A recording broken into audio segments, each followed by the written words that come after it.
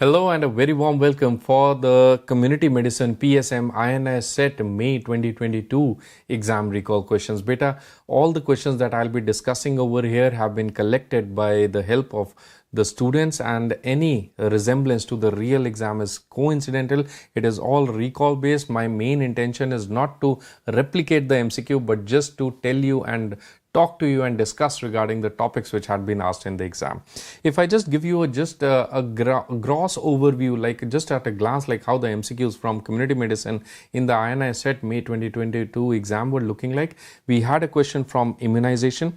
In immunization, they talked to you like the concept of unimmunized child and what are the protocol or guidelines for that. For HIV TB, there was a question regarding the planning of the districts for HIV and TB high risk districts.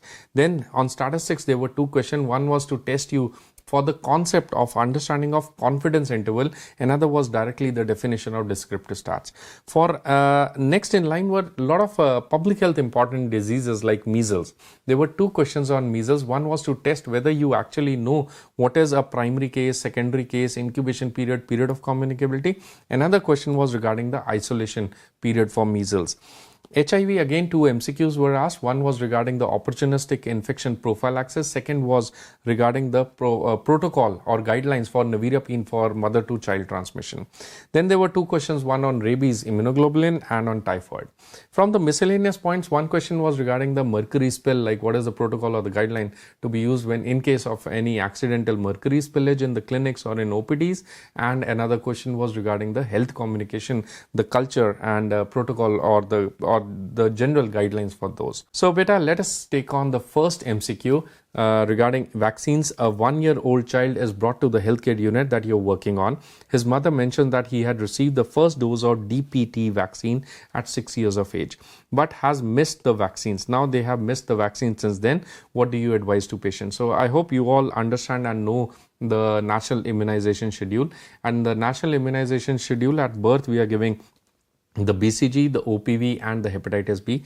Then at 6, 10, 14, we are giving OPV plus pentavalent plus fractional IPV, pneumococcal conjugate vaccine and rotavirus vaccine. Then at 9 months of age, we are giving measles rubella 1, Japanese encephalitis 1, vitamin A and the pneumococcal conjugate booster dose. I would like to mention over here that the pneumococcal conjugate vaccine is given only on the 6-week and the 14-week. It is not given at 10 weeks. Then at 16-24 months, we have the DPT booster dose, OPV booster dose, and then the measles rubella second dose. You can say that that's actually second dose, but in reality, in practicality, it can also be taken as a booster dose. And we have is the Japanese encephalitis second dose. 5-6 years, we have the DPT booster dose. Then at 10 to 16 years, it is tetanus toxoid with diphtheria, low dose diphtheria. That is what is a TD vaccine. For all the pregnant females, we have the TT doses, TD, tetanus, toxoid, and the low dose diphtheria. 2 doses should be given to all pregnant females. So now this child has come and told you that they had received the first 6-week vaccine using DPT and not the pentavalent. So what are you going to do next? Please note that whenever there is missing or any interruption in the national immunization schedule, we always resume. You do not restart. You always resume and do not restart. This is the general guideline. So in case you have given one vaccine at 6 weeks of age, now the child is brought to you maybe at 9 months of age or 10 months of age, you give the DPT second dose. That is what we are going to do. Please, I would also like to remind you that what is the upper age for receiving these vaccines. The OPV 0 dose, it is given till 15 days of life. The hepatitis B birth dose, it can be asked in your exam. The birth dose is only given till 24 hours. The BCG vaccine is given till 1 year of age. All the vaccines like pentavalent vaccine, the fractional IPV, the pneumococcal conjugate and the rotaviral vaccine, they all are given as a package system. They are given till 1 year of age. And DPT can be given till 7 years of age. The measles rubella vaccine and the OPV vaccine, they can be given till 5 years of age. So that was just a small MCQ regarding the immunization. Next in line is regarding the National TB program.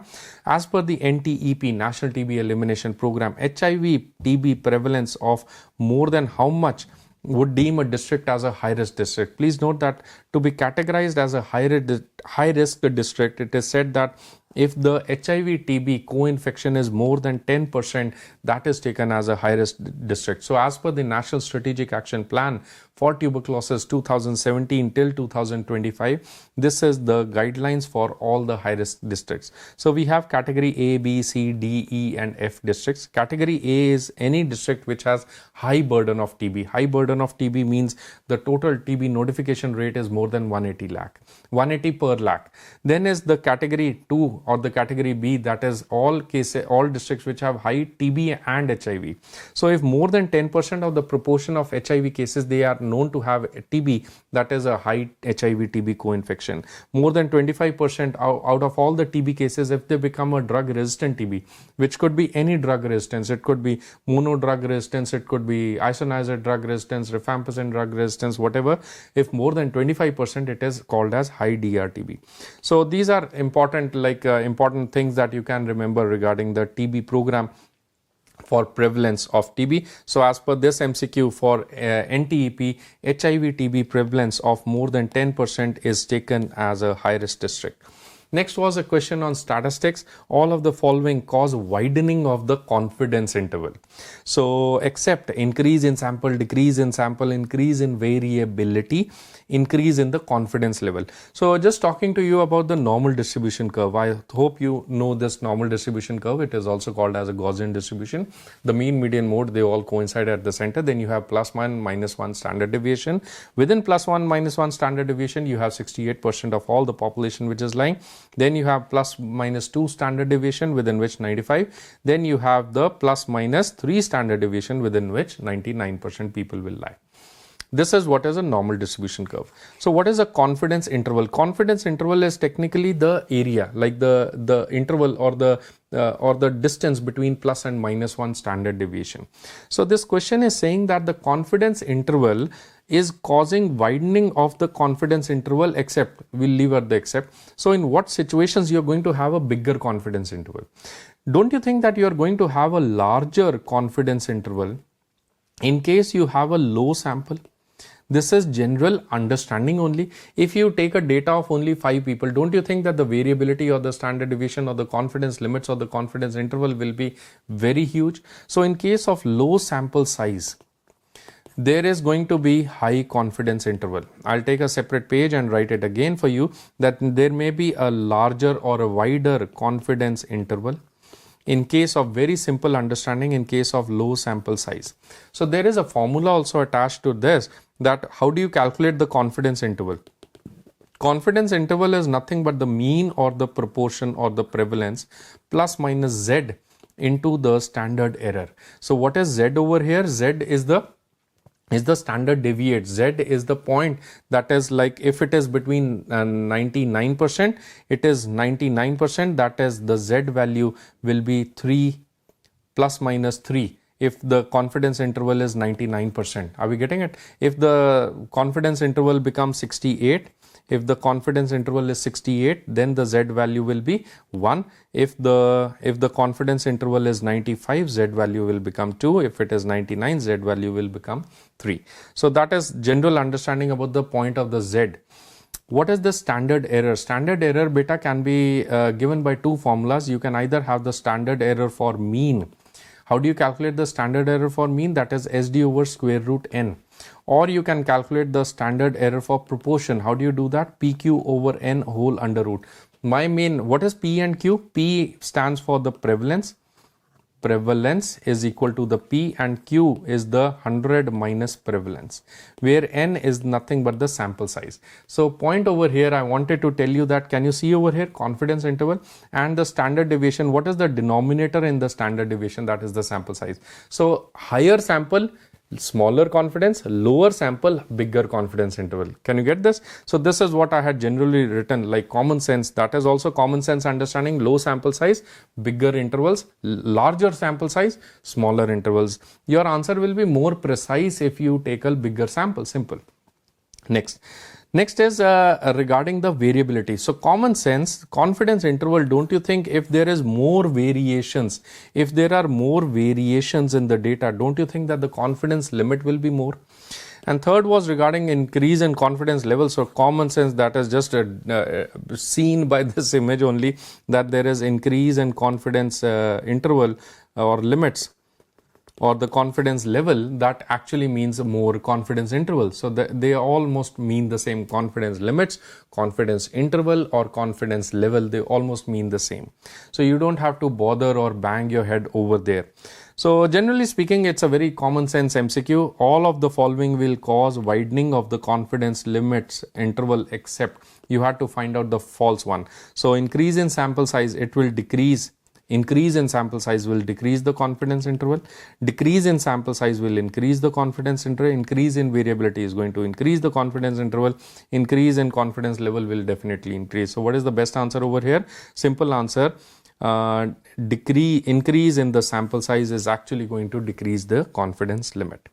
There was another MCQ regarding the branch of statistics, which deals with the method of data collection and counting. So data collection and counting, what do you want to say? Is it a theoretical statistics, descriptive, analytical, or inferential? In my lectures, in the main videos in community medicine, in your Marrow edition 4, edition 5, edition 6, whatever edition you're watching, I always take a separate topic called as inferential stats, where I talk about the p-values. So inferential stats, it technically means where we talk about the alpha errors, we talk about all the beta errors, alpha errors, p-values. Analytical stats, we remember analytical epidemiology, where you try to find out the proportions, you find out the odds ratio, you find out the relative risk, attributable risk. Descriptive stat is where you describe the disease in terms of the percentages, in terms of the mean or the median or the mode, in terms of the standard deviation. So you're actually talking about what is the measures of central tendency, you're talking about the measures of variation, you're talking about the center points. So that is what is a descriptive statistics. So data collection and just counting, simple counting them, is what is the best answer, that is descriptive statistics. Next is you are measuring the BP of a patient presenting in a PHC when the sphygmomanometer fell and broke and the mercury spillage was there on the ground. How are you going to clean the mercury? So whenever there is you might be working in a hospital, there is an infection control team, or there could be a hazard control team in the hospital, depending on what level of hospital you are working in. Okay, so whenever there is spillage of mercury is a toxic substance, it is a hazardous chemical. It can cause mercury toxicity by ingestion directly through the mouth, or it can also enter through the skin, through the mucosa. So mercury is a very toxic substance. So whenever mercury spillage is there, we are working with mercury in almost all the clinics, because it's there as a part in the thermometers, so and in the sphygmomanometers also. So now in case of mercury spillage, because it's a very tricky thing, it's a very slippery substance to handle, the infection control guidelines or the mercury spill guidelines will always say that you have two options. One is you take the mercury, you see the mercury, you shine a torch over there and the mercury will just shine. So you take a syringe and you try to suck in the mercury into that syringe. Okay, so one is you can do this. Second is, in case of more bigger spillages, what we can do is we can take a cardboard sheet. Okay, a simple cardboard sheet from the copies or the notebooks, and then put the mercury into that cardboard sheet, and the mercury will you put that mercury into a jar filled with water, and then you return it back to the mercury provider or to the company which was giving us the mercury or the sphygmomanometer. So that is the only way. Please note that the infection control guidelines are very clearly saying that never throw it outside. Of course, common sense, it's a hazardous substance. You never do it with hands. That is like the worst thing that we can do. Collect it by sweeping and flush in the toilet is again the worst thing that you can do, because it is going to enter into our drainage system, which is again hazardous for almost all the animals also. So it spoils all the ecosystem. However, it's a very simple direct MCQ. The option number 1, collect the mercury using a card onto a sheet and put the mercury into a jar. That is the best answer over here. Let us move to the next MCQ. This was again a tricky MCQ, lot of controversies, different recalls. So I don't know what the MCQ was, but there is general simple understanding over here. Very simple understanding. Let me say the MCQ. Ram, 5 years old, and Sham, 3 years old. Two brothers are there, Ram and Sham. They are brothers and son of Ramadevi, whatever. Sham developed a rash. Okay. Sham developed a rash and Rama Devi ignored it, assuming it to be allergy. That's okay. So after 3 days, the elder one, Ram, also developed the rash. So I don't know. Let me just take a simple example. Let us say on 27th of any month, or the person called as the younger one, that is the Sham. On 27th, Sham developed the rash, and then after 3 days, 30th, Ram also develops the rash. Okay, that is what the whole issue is. Now this question says that out of fear, Ramadevi took Ram to the PHC. Ram was going to the PHC. The healthcare worker at the PHC suspected to be measles. Choose all the correct options. So Ram is an index case, Sham is a primary case. Ram got infection from Sham. Post-exposure prophylaxis could have been given to Ram if the mother had brought him along with Sham to the hospital when Sham had developed rash. So what do you want to say? Please note that this question is talking about measles. Before I talk to you about this image, I hope everybody knows about measles. Measles is a viral disease. It is caused by a measles virus, and the incubation period of the measles virus, it is ranging from 10 to 14 days. Typically 14 days for the onset of rash and at least 10 days for the onset of fever. There is initial 2 to 3 days for a prodromal phase. You should also know that what is the period of communicability in measles. Beta, the period of communicability is 4 or 5 days before the onset of the rash, and then it continues for 4 to 5 days after the onset of the rash. If you know and understand these two important things, now you come over here. So if Sham, leave aside the Ram thing, if Sham, I'm talking of the Sham, if Sham developed a fever rash on 27th, when he must have been infected, he must have been infected. Rash developed on 27th, so 14 days before that he must have got infected. So at least on 13th of that particular month he was infected. So the exposure happened somewhere around 12th to 14th day of that particular month. Okay. Now this fellow Ram also got the infection.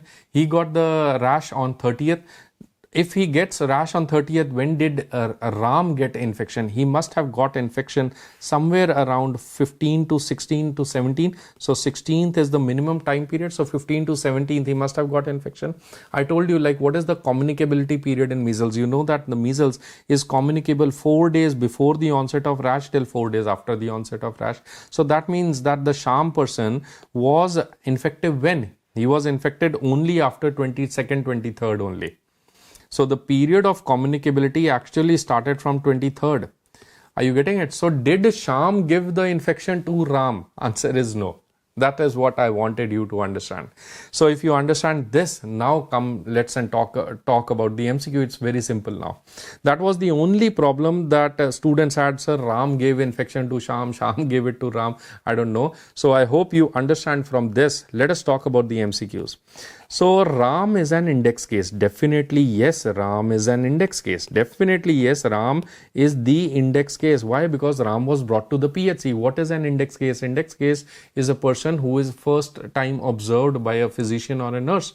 So Ram comes to the attention of health provider. That is the index case. Second is Sham is a primary case. So do you think Sham is the primary case? I don't think that Sham is the primary case, because I think that they both have taken infection from someone.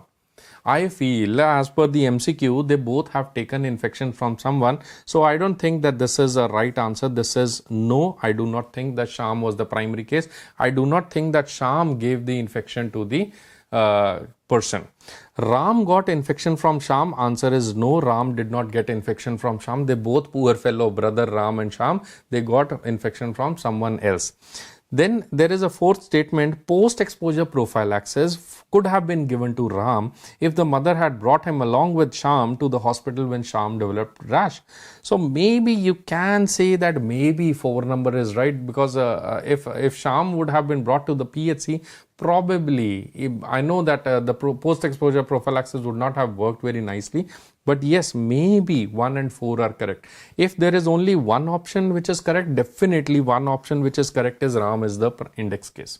So that is definitely true. But 4 also, I have to agree it is true, because that is what the recalls are there. So 1 and 4 is true. kind of 1 is much better answer as 4, but all said and done 1 and 4 both are true, but definitely this one is definitely wrong.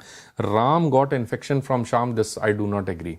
So Sham is a primary case, not a primary case. We don't know that. We cannot comment on that. But for your MCQ exams, I feel that option 1 and 4 are correct because they both are corresponding to the same line of thought.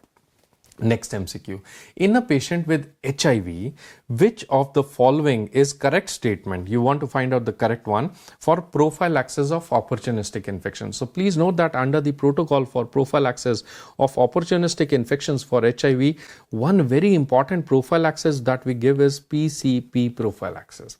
PCP stands for the pneumocystis carinii pneumonia. Pneumocystis carinii pneumonia. Of course, I know that the recent name has been changed from the pneumocystis carinii pneumonia to the Jerovicii pneumonia, but you can call it as a PCP prophylaxis or pneumocystis Jerovicii pneumonia. It's up to you.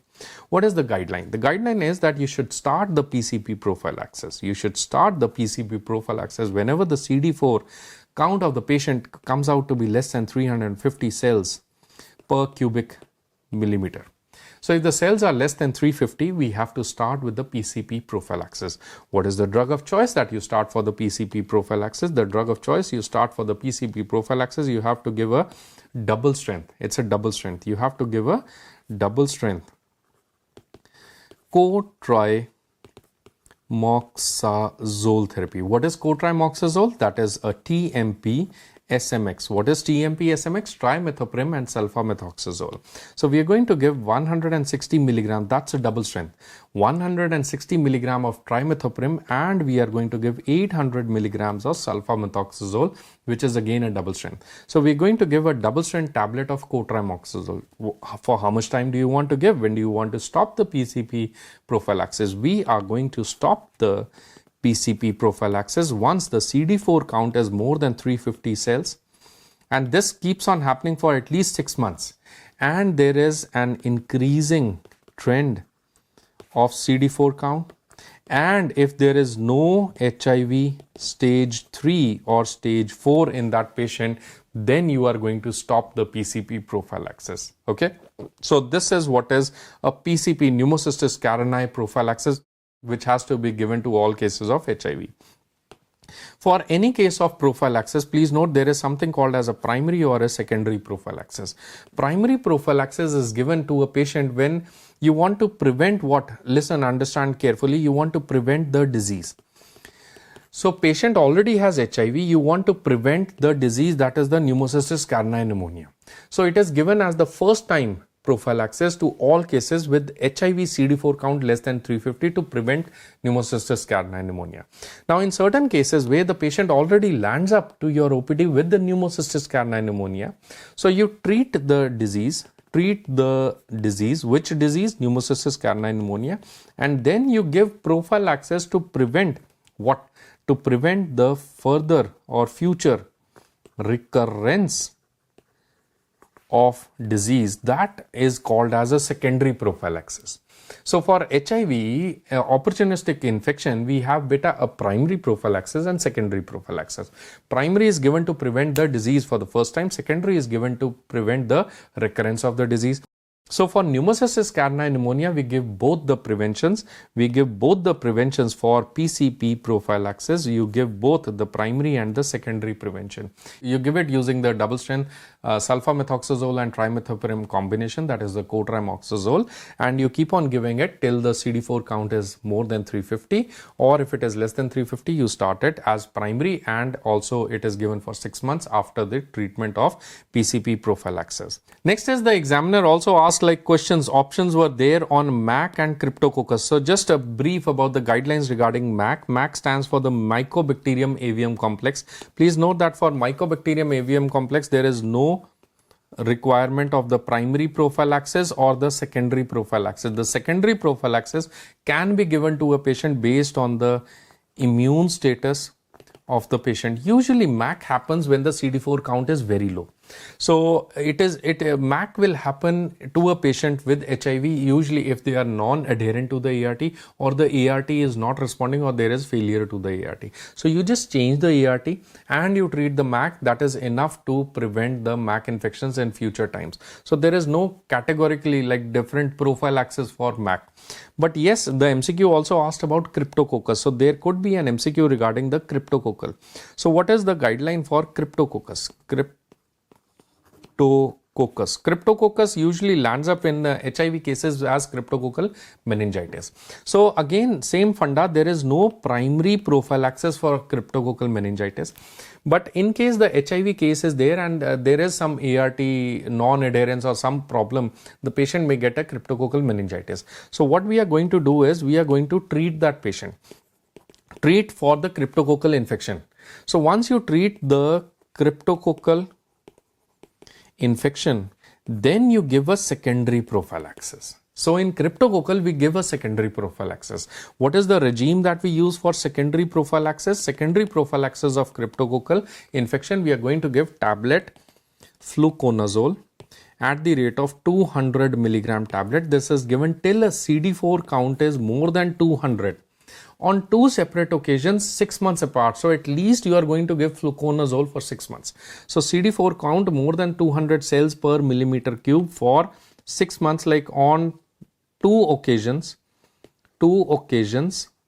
6 months apart.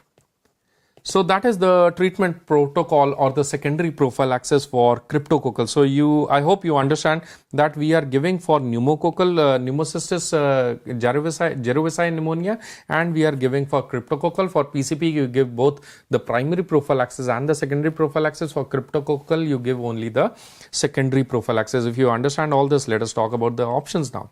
So in a patient with HIV, which of the following is the correct statement? You want to find the true one. Prophylaxis of PCP when the CD4 count is 200, that is wrong, that is less than 350. So this should be 350. Stop the PCP if the CD4 count is more than 350 and there is no HIV stage 3 and 4 and it is for consecutive 6 months. This is true. I accept this. I am satisfied with this option. Prophylaxis for MAC is indicated. MAC, Mycobacterium avium complex, is indicated when CD4 count is less than 50. So there is nothing called as like less than 50 or less than 100. But yes, the chance of MAC to develop less than 50 is pretty high. Prophylaxis of cryptococcus is indicated when the CD4 count is 150. There is nothing like that. Of course, the less than 100 or 150, the cryptococcal meningitis may happen in the patient, but usually these are responding better to ART rather than giving them a separate prophylaxis protocol. So I feel that the option B is the direct correct answer over here. Moving over to the next MCQ. India is a country with different culture and diverse languages. So we are very proud of being in India. Which of the following steps should a physician take to address the patient for better outcomes? Option number 1, it insists on good communication. What do you think? It's a very general MCQ. There's no medical jargons over here. Simple words, simple understanding, common sense question. Insist on good communication. Yes, we do insist on good communication. The better you communicate, the better there is adaptability and there is a behavior change by the patient. So this is true. Insist on good communication via an interpreter. This is, I think, the worst thing that you can do of taking an interpreter. This is not a political talk that you're giving. This is about the healthcare of the community. Treat them regardless of their cultural perception. They are going to be violent in case you do that. You are supposed to take care of their religious sentiments. You are supposed to take care of the cultural practices, of the rituals that are being followed in the community. So that is the essence of preventive and social medicine. So these are wrong things. The physician should consider the patient's religion and cultural. That is absolutely correct. It is true. So it's a simple direct MCQ. 1 and 4 options are correct. Option number 1 and 4 are correct in this question. Next question, false regarding the rabies immunoglobulin. That's a technical question on rabies. So rabies is an important public health disease. False statement. You want to find the false one. It is exclusively given in deltoid. The dose is 20 international units per kilogram. Not given after 7 days of the first dose of the vaccine. If human rabies immunoglobulin is unavailable, equine is preferred. So what do you want to say? See, as far as the rabies immunoglobulin is concerned, rabies immunoglobulin, there are 2 types of rabies immunoglobulin. We have a human rabies immunoglobulin, HRIG, or we can have an equine. Equine means ghoda or a horse. Equine rabies immunoglobulin. So from the equine serum. Human rabies immunoglobulin is much safer, it is more expensive, and it has lesser side effects and better efficiency also. It is given at the dose of 20 international units per kilogram. Equine is given at the dose of 40 international units per kilogram. There are known to be more anaphylactic reactions, more reactions as for the equine rabies immunoglobulin compared to the human rabies immunoglobulin. But all said and done, they are life-saving things. As far as rabies immunoglobulin is concerned, there are 2-3 important points that you should note. Rabies immunoglobulin is given infiltration in or around the wound. Very important. It should be infiltrated in or around the wound maximum amount as per the dosage that you see on the screen. So in case of the remaining, of course, you cannot put all the thing, or if a person is very obese and there is a category 3 bite on the forearm, you're not going to infiltrate all the rabies immunoglobulin in the wound. It is going to cause compartment syndrome. You're going to lose the whole limb, leave aside the rabies funda. So avoid any compartment syndrome. You give what is reasonably acceptable at the type of the wound and the site of the wound, and you give the remaining in the nearest intramuscular site. Okay, so that's the new recommendations for rabies immunoglobulin. Infiltrate as much as possible in the wound without causing compartment syndrome, and remaining you infiltrate in the intramuscular site. This could be on the deltoid, it could be on the buttocks, it could be anywhere. So nearest intramuscular site, you give the whatever is remaining immunoglobulin. Okay, so that is important for you. It's not exclusively given in the deltoid. Next in line, you should also talk about the rabies immunoglobulin in terms of like what is the guideline. It should almost always be given as soon as possible, but it should not be given more than 7 days after the exposure, because it is not effective. Rabies immunoglobulin is advised for all category or class 3 bites, animal bites. What do you mean by the class 3 animal bites? That is where there is tissue loss.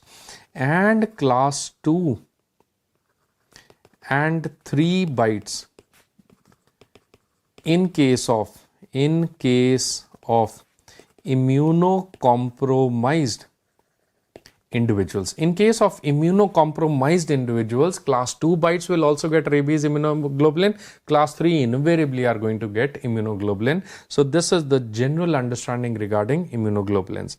If you understand all this, let us come back.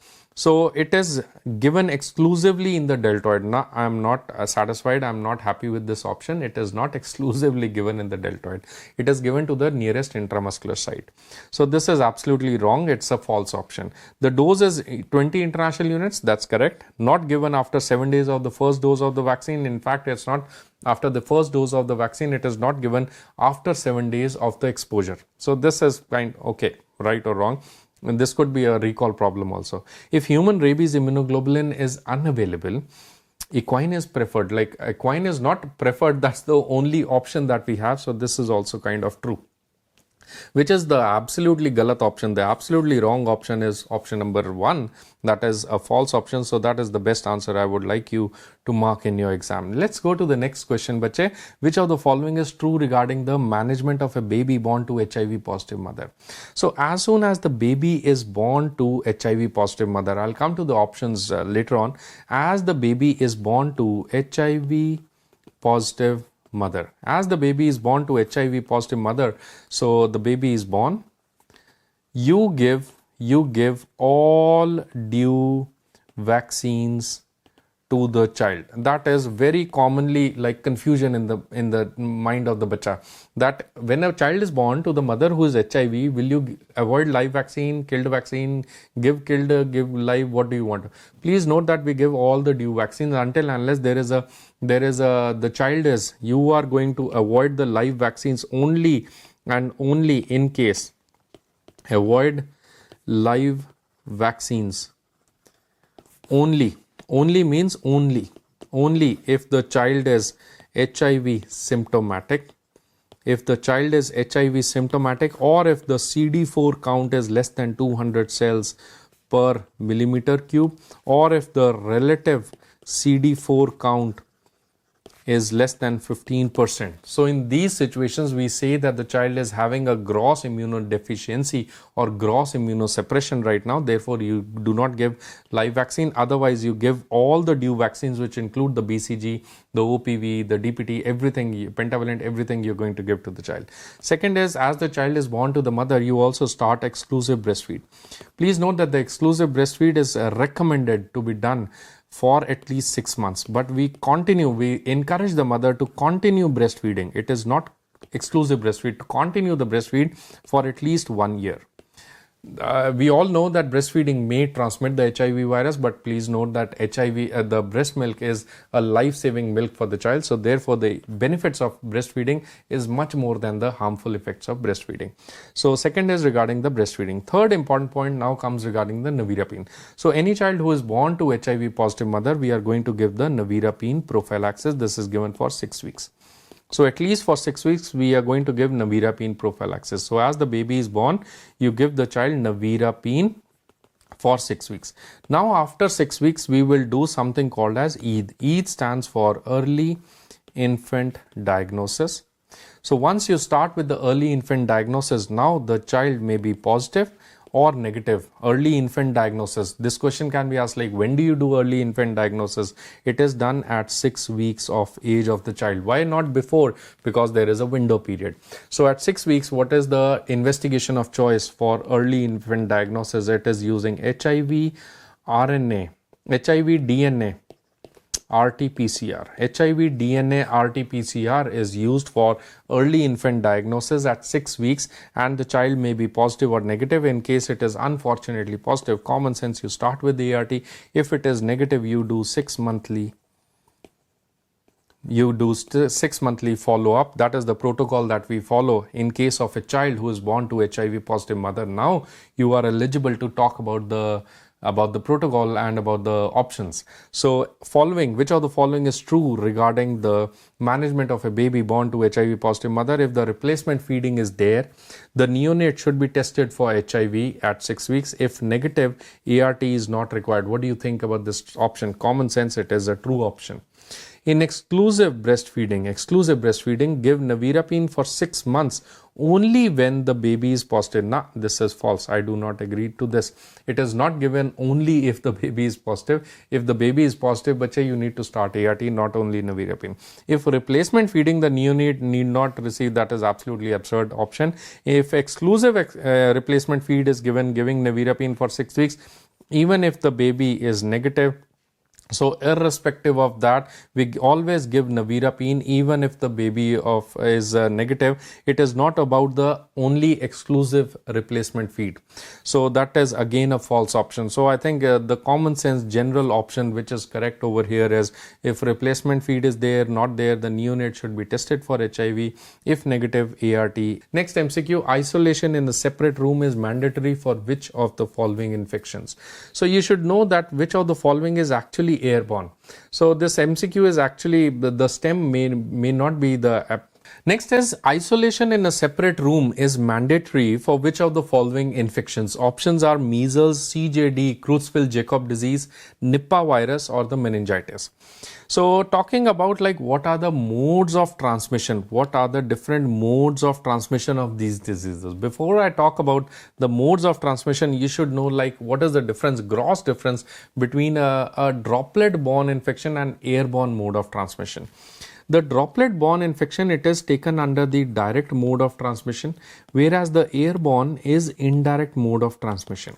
Whenever I say about the airborne mode of transmission, it means nothing but the droplet nuclei. So what do you think is the droplet nuclei?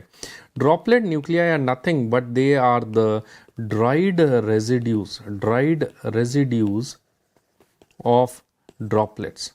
So very fine droplets, very fine or very small droplets. Whenever I sneeze or cough, there will be some droplets. So some droplets will just settle down very fast, or some droplets will hang around in the air. Those hanging around in the air droplets, these are the dried residues of the droplets, and these are called as the dried residues, that is the droplet nuclei, and they are called as the airborne and they are indirect. So please note that very frequently it has been asked like which infections are the airborne mode of transmission. Airborne mode of transmission is shown by chickenpox, it is shown by measles, it is by influenza, it is by COVID-19 infections, it is by tuberculosis. These show the airborne mode. Remaining everything, almost all the respiratory infection will show a droplet-borne infection. Now, if you understand this, let us come to the understanding of the modes of transmission. Creutzfeldt-Jakob disease, beta, I know that you all know it's a prion disease. So it usually does not transmit directly via droplet mode. It spreads via body fluids.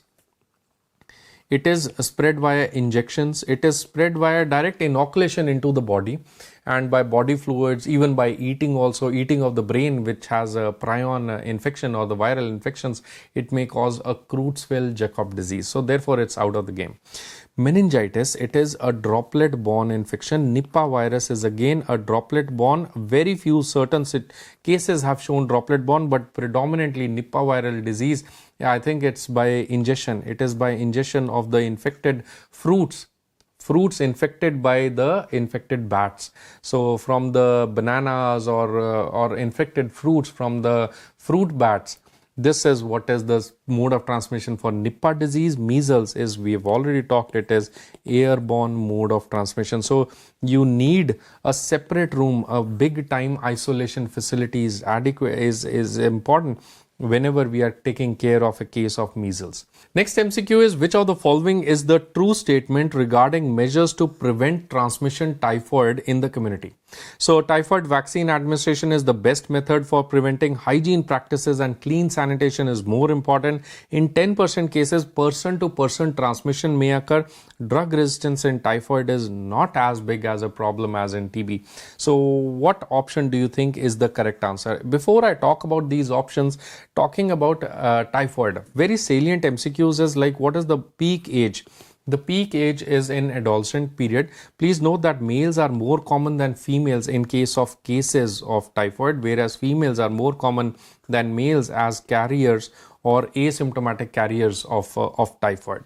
The incubation period for typhoid could range around 1 to 2 weeks.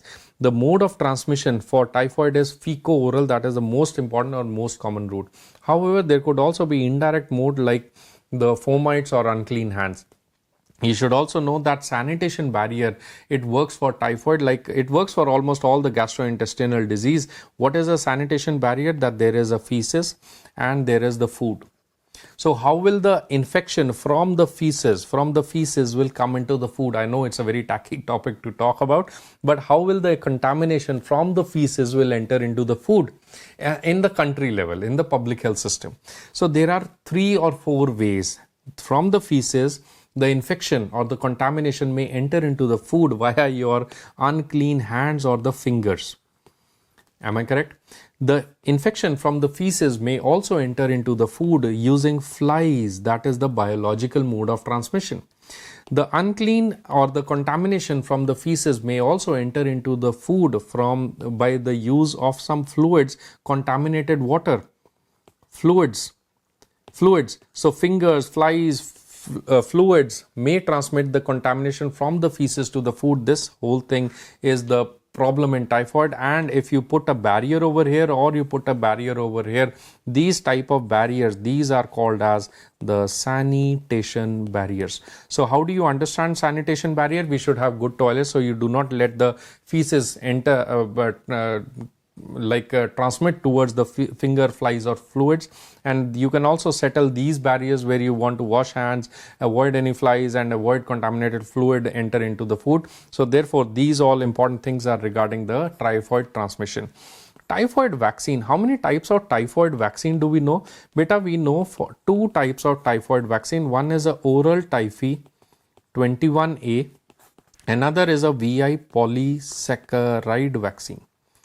The oral Typhi 21A, it should be given after age of 5 years, whereas the VI polysaccharide, it can be given after age of 2 years. They both are kind of vaccines which are there, but they are not highly effective. It is only recommended in people who are traveling to endemic areas or who have very high risk of getting typhoid. So typhoid vaccine is there, but it is not like very highly effective. Drug resistance is a major problem. The drug of choice for tackling any case of typhoid, the general answer should be fluoroquinolones. But recently we have seen that almost 70 to 80% of all the typhoid cases, they are having fluoroquinolone resistance. So therefore the next drug that comes into hand is azithromycin, or we can give ceftriaxone, or we can give cefixime as the second line alternate based on the drug sensitivity culture from the typhoid. So drug resistance problem is definitely there in typhoid. If you understand these modalities, now let us talk about the options. Typhoid vaccine administration is the best method. I don't think that's a best method. It is one of the method, but it is not best. So this is kind of a false option. Hygiene practices and clean sanitation control is one of the mainstay. Do you know that cholera is a marker for social development in the country, whereas typhoid is a marker for sanitation level in the community. So sanitation is one very important mainstay in typhoid. So this is absolutely correct. I am satisfied with the option number B. In 10% of cases, person-to-person transmission can occur. I don't think that it's only with the 10%. What about the remaining 90%? Is it by the injectable route? Answer is no. This is again a false option. In fact, in majority of the cases, it is a fecal-oral transmission.